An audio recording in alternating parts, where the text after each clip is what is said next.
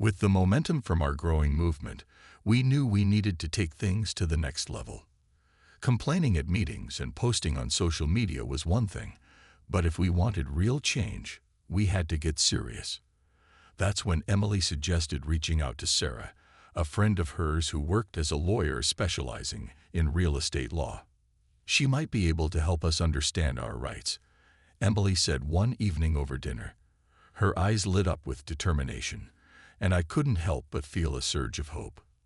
The next day, I called Sarah and explained our situation. To my relief, she was eager to help. We met her at a local coffee shop, where she listened intently as we laid out everything. The fines, the unreasonable rules, the dismissive attitude of the HOA board. When we finished, she nodded thoughtfully. "You're not alone in this," she said. "I've seen cases like yours before. The key is to document everything and push for transparency." Sarah helped us draft formal complaints to file with local housing authorities, highlighting how the HOA's actions often went beyond their legal scope. She also advised us to request detailed financial reports from the HOA, something they were legally obligated to provide but rarely shared openly. Armed with her guidance, we launched what felt like a full-scale campaign. Meanwhile, our social media efforts gained even more traction. A neighbor named Jake, who had experience in digital marketing, offered to create a private group where we could share updates and organize events. Within days, dozens of homeowners joined, sharing stories, advice, and encouragement. Someone posted photos of neglected areas in the neighborhood, cracked sidewalks, overgrown bushes near the pool, and tagged local news outlets. The posts went viral, drawing attention not just from Willow Creek residents, but from people across the state dealing with similar issues. The pressure on the HOA began to mount. Attendance at their meetings dwindled as disillusioned members resigned or stopped participating altogether. Even longtime supporters started questioning whether the organization truly served its purpose, or if it existed solely to line the pockets of those in charge. Mr. Grayson tried to maintain control, issuing stern reminders about penalties and threatening legal action against anyone who disrupted the community. But his words carried less weight now that so many of us were united. One breakthrough came when Sarah discovered discrepancies in the HOA's budget. Using the financial reports we requested, she pointed out overspending on unnecessary projects, like the $15,000 spent on decorative fountains no one had asked for, while essential repairs were ignored. Armed with this information, we presented our findings at the next meeting. This time, the room wasn't filled with chaos. It was filled with silence. Neighbors exchanged shocked glances as the numbers were laid bare. For once, Mr. Grayson didn't have a quick retort. But perhaps the most powerful moment came when Mrs. Paddle stood up. Normally soft-spoken, she surprised everyone by speaking passionately about how the HOA's rules stifled creativity and individuality. "This isn't just about wind chimes or paint colors," she said, her voice steady. "It's about respect for our homes, for our choices, and for each other." The room erupted in applause, and for the first time, I saw cracks in Mr. Grayson's usually unshakable demeanor. As weeks turned into months, the HOA's grip began to weaken. Fines slowed to a trickle, and some board members quietly stepped down, citing personal reasons. It wasn't a complete victory yet, but progress was undeniable.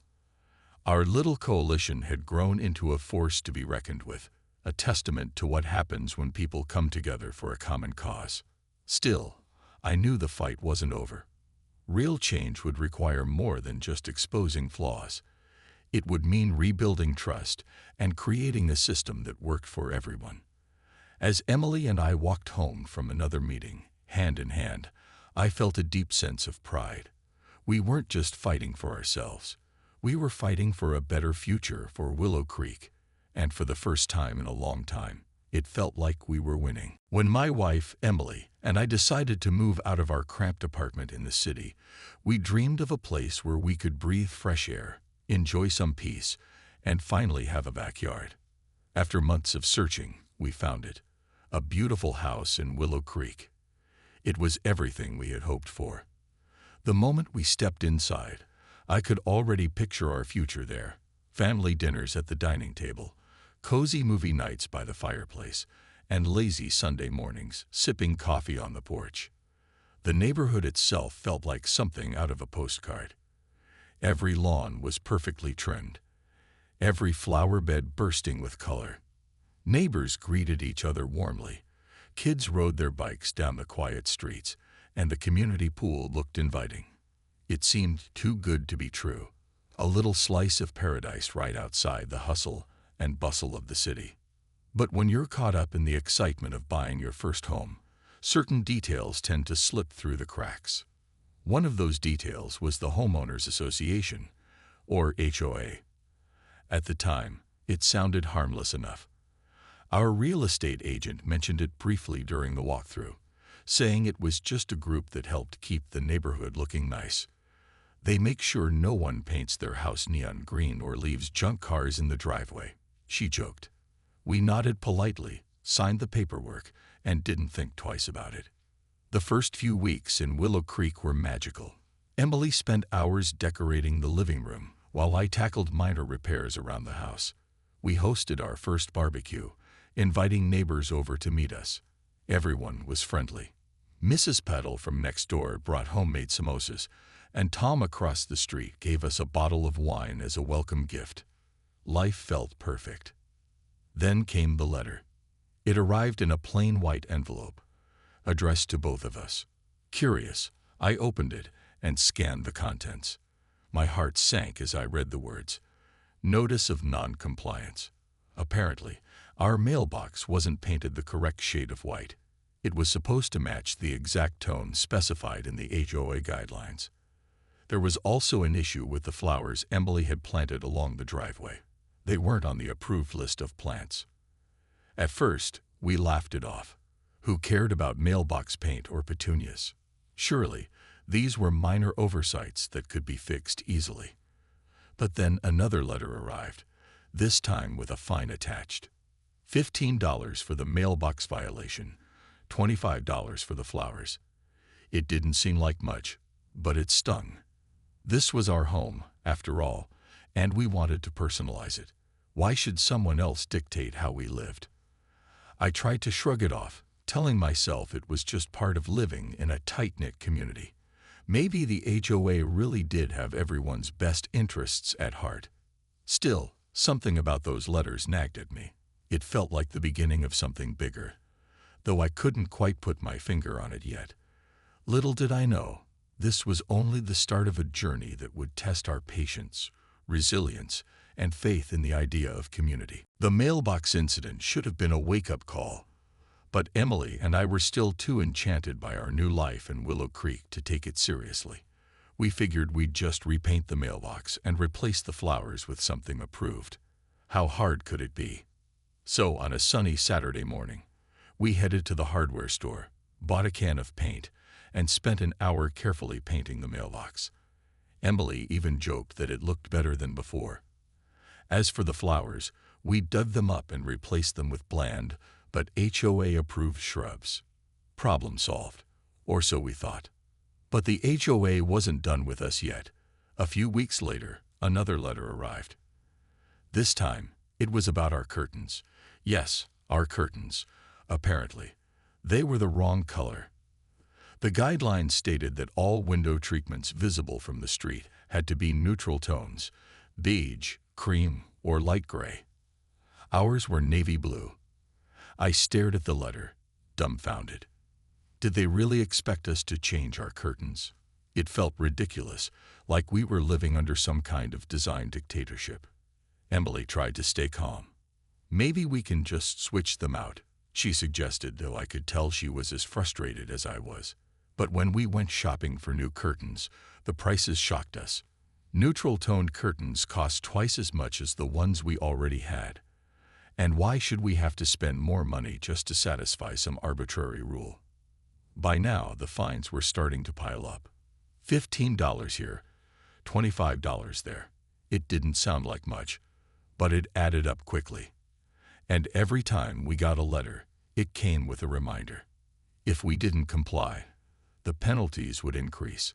It felt like a game where the rules kept changing, and we were always one step behind.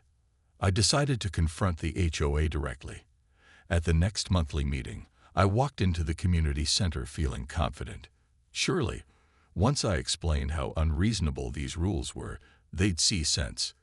The room was filled with people I recognized, neighbors I'd waved to on the street or chatted with at the pool.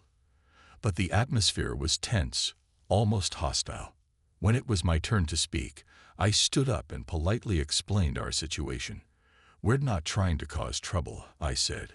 "We just want to make our house feel like home.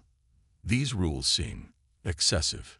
Mr. Grayson, the HOA president, leaned back in his chair and gave me a tight smile. He was a tall man with thinning hair and an air of authority that made him seem untouchable. "Rules are rules," he said firmly. "If everyone did whatever they wanted, this neighborhood wouldn't be the desirable place it is today." His words hit me like a punch to the gut. Desirable.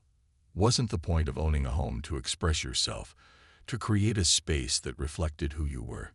Instead, we were being forced to conform to someone else's idea of perfection. On the drive home, I vented to Emily. "Who does he think he is? This isn't about keeping the neighborhood nice. It's about control." She nodded silently, staring out the window. For the first time since moving to Willow Creek, I felt a flicker of doubt. Had we made a mistake choosing this place? As the days passed, the frustration grew. Every time I looked at our newly painted mailbox or those boring shrubs, I felt a pang of resentment. And then something happened that pushed me over the edge. One evening, while working late in my office, I noticed flashing lights outside.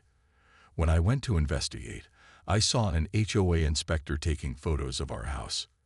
"What's going on?" I asked, walking over. He glanced up, unfazed. "Just documenting violations," he said casually. "Your garage door has a dent in it. That's against the guidelines." I stared at him, speechless. A dent? Really? It was barely noticeable. A tiny imperfection that hadn't bothered anyone until now. But apparently, it was enough to warrant yet another fine. That night, I lay awake, replaying the day's events in my mind. The HOA wasn't just nitpicking. It was micromanaging our lives. And worst of all, no one seemed willing to stand up to them. Everyone followed the rules without question, afraid of facing consequences. For the first time, I realized that if things were going to change, it would have to start with us. The garage door dent was the final straw. I couldn't believe they were actually fining us for something so minor. It felt like the HOA had turned into a group of inspectors who weren't just watching. They were waiting for us to slip up, waiting to catch us doing something wrong.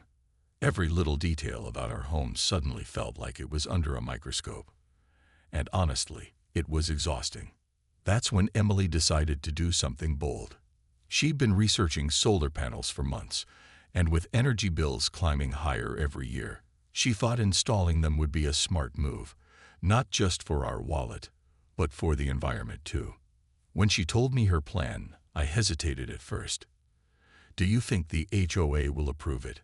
I asked cautiously. Emily rolled her eyes. "They're not going to stop us from doing something good for the planet," she said firmly. I admired her optimism, but deep down, I knew better. The HOA didn't care about saving money or reducing carbon footprints. All they cared about was keeping things looking uniform. Still, we went ahead with the plan.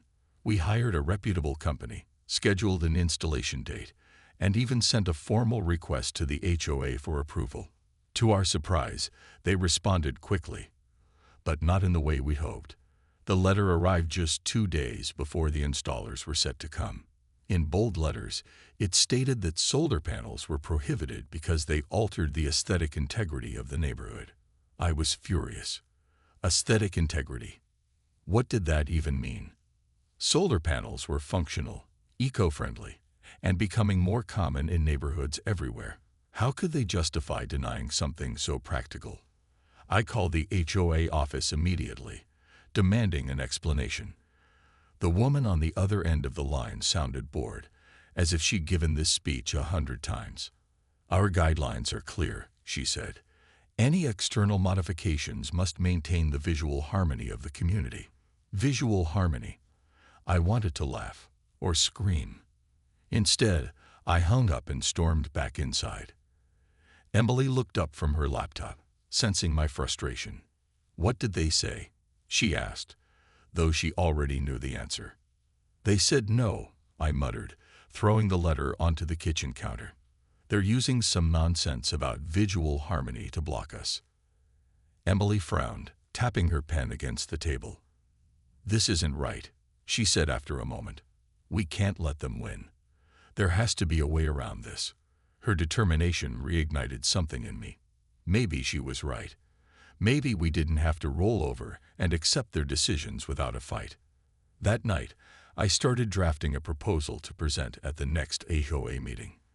I gathered facts about solar energy, including statistics on how much homeowners could save on electricity and how it reduced reliance on fossil fuels. I even found examples of other neighborhoods that allowed solar panels without any issues. By the time I finished, I felt ready to take on Mr. Grayson himself. The meeting was held in the same community center where I'd spoken before. This time, though, I wasn't alone. Emily came with me, sitting quietly in the back while I took my place at the podium. My hands trembled slightly as I unfolded my notes, but I forced myself to stay calm. Thank you for letting me speak today, I began, addressing the room. I'm here to discuss the recent denial of our request to install solar panels. I understand the importance of maintaining property values, but I believe there's a balance between aesthetics and progress. I went on to explain the benefits of solar energy, emphasizing how it aligned with modern trends toward sustainability. Some people nodded along, clearly intrigued, but others looked skeptical. I could feel Mr. Grayson glaring at me from his seat at the front of the room. When I finished, he stood up slowly, smoothing his tie. While your presentation is informative, he said, his tone dripping with condescension, this isn't about you saving the planet. It's about preserving the integrity of our neighborhood. His words stung, but they also fueled my resolve. As the meeting dragged on, I noticed something interesting. Several homeowners spoke up about unrelated grievances. Mrs. Patel complained about being fined for hanging wind chimes outside her window. Tom grumbled about restrictions on parking his RV in his driveway. Even quieter neighbors chimed in, sharing stories of fines and frustrations. For the first time, I realized we weren't alone in feeling stifled by the HOA's rules. On the drive home, Emily reached over and squeezed my hand. You did great, she said softly. And you're not the only one who's fed up. Maybe it's time we team up with the others. Her suggestion stuck with me long after we got home. If enough of us banded together, maybe, just maybe, we could push back against the HOA's iron grip. It wouldn't be easy. After that meeting, I couldn't stop thinking about what Emily had said. We weren't the only ones frustrated with the HOA. Far from it. The more I reflected on the complaints I'd heard, the clearer it became that we all shared a common struggle. Mrs. Patel's wind chimes, Tom's RV, our solar panels. It wasn't just about individual grievances. It was about fairness, reason, and reclaiming a sense of control over our own lives. But how could we fight back against something as entrenched as the HOA? The next morning, I decided to take action. I started small, knocking on doors and introducing myself to neighbors I hadn't yet met. At first, people were hesitant, unsure of why I was approaching them. Is everything okay? One woman asked nervously when I stepped onto her porch. I reassured her quickly, explaining that I just wanted to talk about some of the challenges we'd all faced with the HOA. Once they realized I wasn't selling anything or recruiting for some strange cause, most were eager to share their stories. Mrs. Patel invited me inside for tea, where she told me about the absurdity of being fined for wind chimes. They're not even loud, she exclaimed, shaking her head. I don't understand why they care so much. Tom, who lived across the street, vented about his ongoing battle to park his RV in his driveway. It's my property, he said, throwing up his hands. Why should they get to decide what I do with it? As I listened, I began to see patterns in everyone's frustrations. It wasn't just about specific rules. It was about feeling powerless, like our voices didn't matter. By the end of the week, I'd spoken to nearly a dozen neighbors, each with their own tale of unreasonable fines or restrictive guidelines. Together, we formed a loose coalition. We called ourselves the Willow Creek Reform Group, a name Emily came up with during one of our brainstorming sessions. It sounds official, she joked, but also hopeful. Our first official meeting took place in my garage, since no one wanted to risk using the community center. We weren't sure if the HOA would somehow find out. About 10 of us gathered around folding chairs, armed with notebooks and snacks. The energy in the room was electric. People were fired up, ready to make a change. We spent hours sharing ideas and strategizing. Some suggested organizing petitions to present at future HOA meetings. Others proposed attending every single meeting en masse to show solidarity. One neighbor, a retired teacher named Linda, volunteered to keep detailed records of all correspondence with the HOA, ensuring we had documentation for any disputes. What struck me most was how diverse our group was.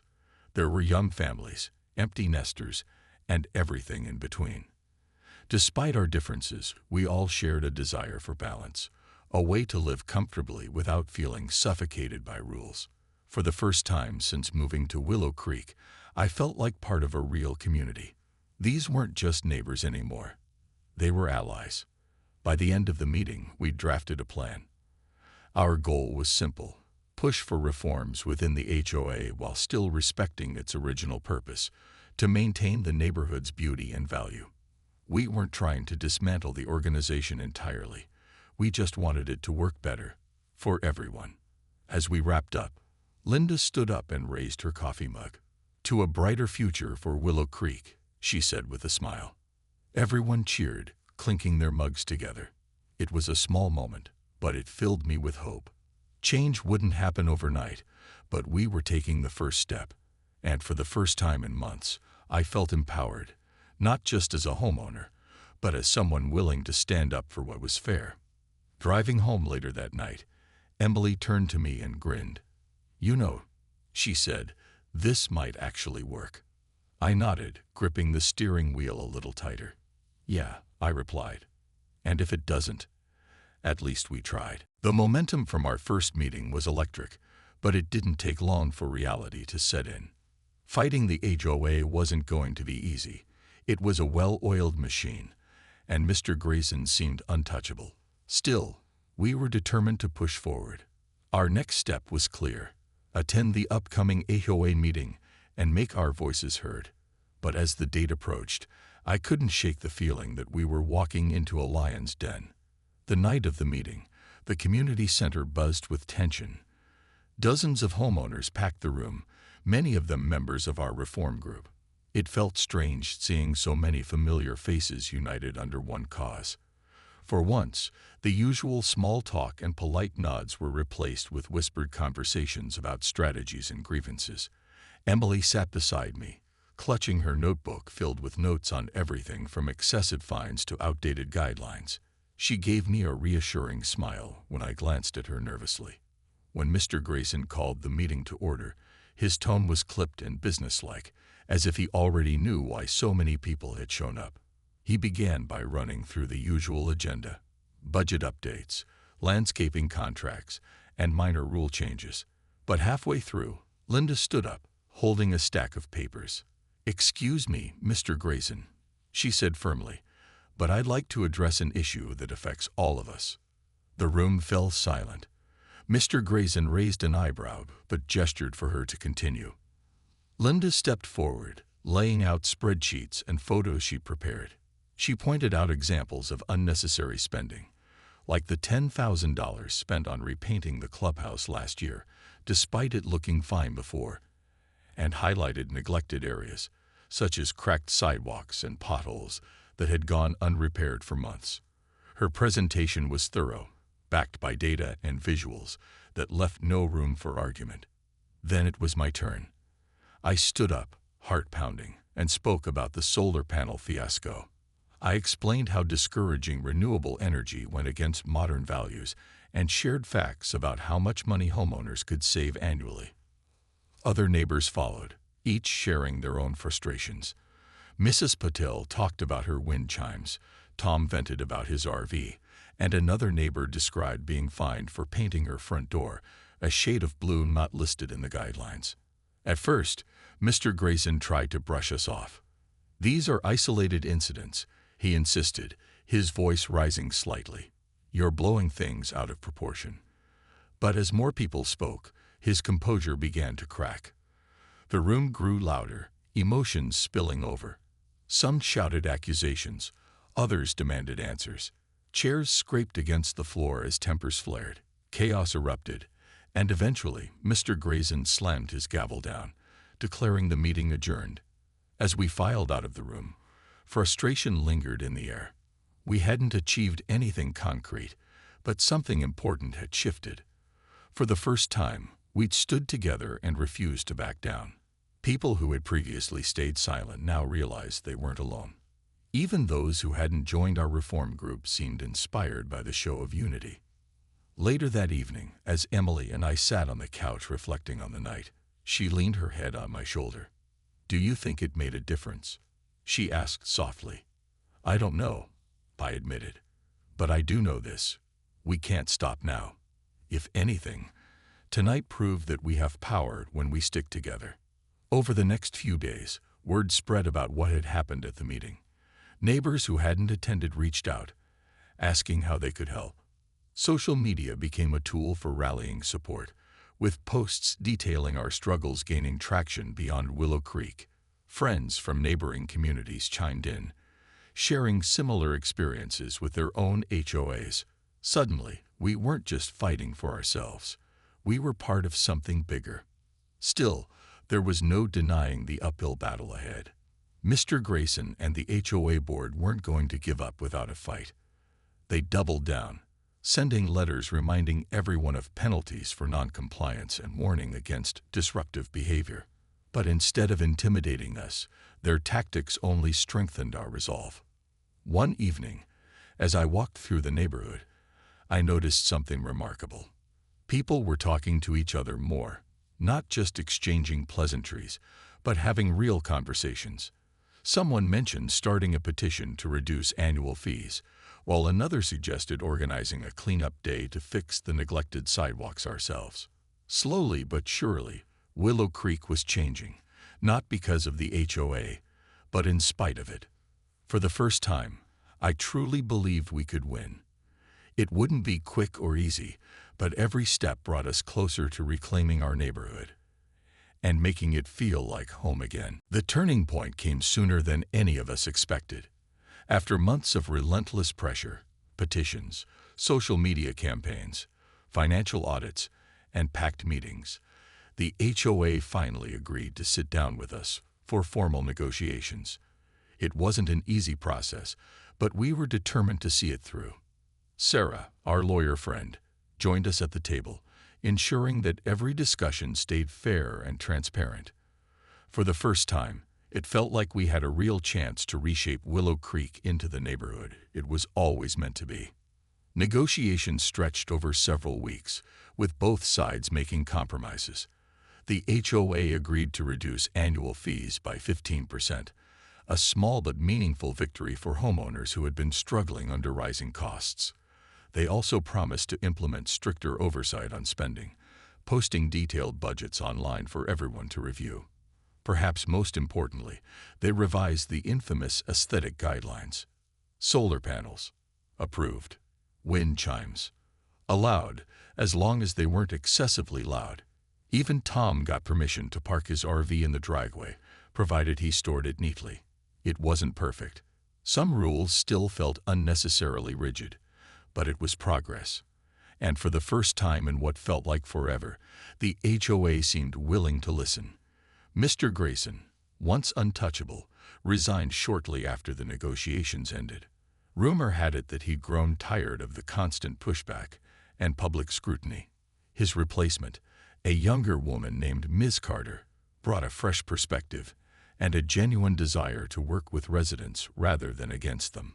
As the dust settled, life in Willow Creek began to change in subtle but significant ways. Neighbors who had once kept to themselves now greeted each other warmly, bonding over shared victories. People started personalizing their homes again, with colorful flower beds, unique porch decorations, and even murals painted on garage doors.